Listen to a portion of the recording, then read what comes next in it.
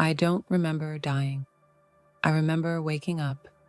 That's what's been haunting me the most.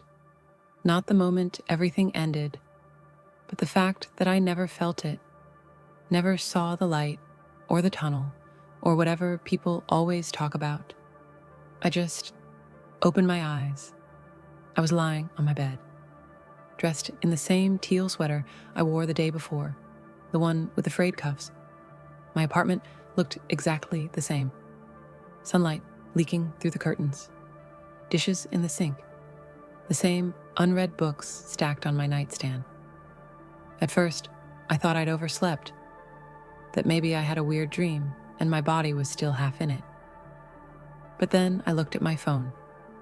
No signal, no date, no battery percentage, just a black screen, despite the fact I knew I'd charged it the night before. And then there was the silence. Not the usual morning quiet, no cars outside, no neighbors above me stomping around, no birds, no wind, just stillness. That's when I walked to the front door and opened it, and saw nothing. A white fog blanketed everything. No sidewalk, no street, no sun, like the world had been erased. I panicked, ran back inside, tried calling someone, anyone. But my phone didn't even respond to touch. It was like holding a brick. And then I saw something on the kitchen table, a small white envelope with my name on it, just my first name. The handwriting was mine. Inside was a note, 5 words, written in neat, black ink. It's time. You should go. That's all it said. I didn't know what it meant. But the next moment, I wasn't in my apartment anymore. I was standing outside a church I didn't recognize. It was cold, cloudy. The fog still clung to the ground, like it was reluctant to leave me. People were gathering, quietly, dressed in black, heads bowed. I started walking toward them, and then I stopped, because I saw my parents.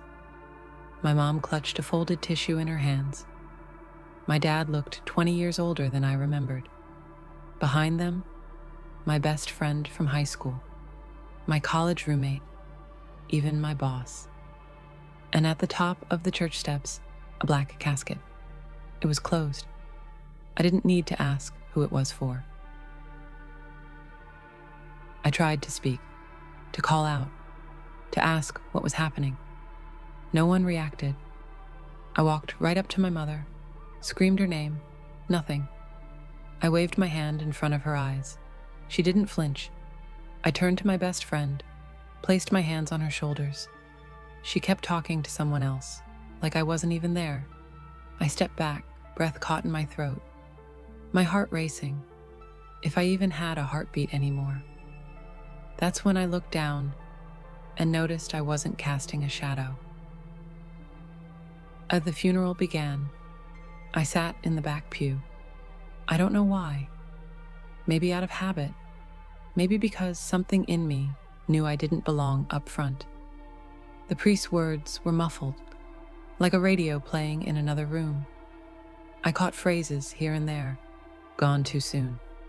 Her light touched many. She will be missed.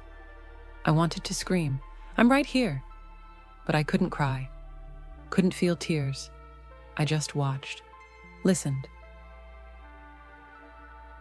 And then came the slideshow.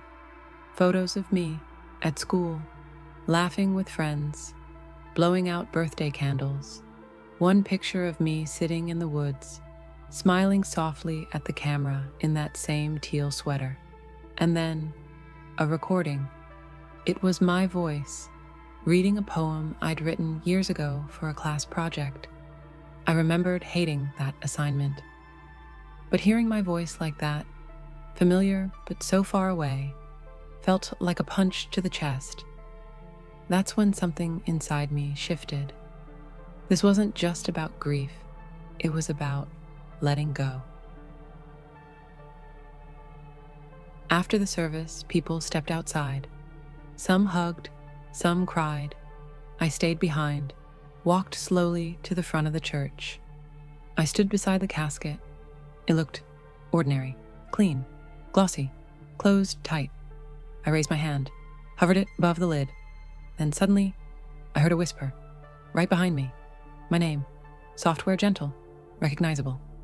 I turned around and saw myself, but not exactly. I looked peaceful, brighter, like someone who'd found rest.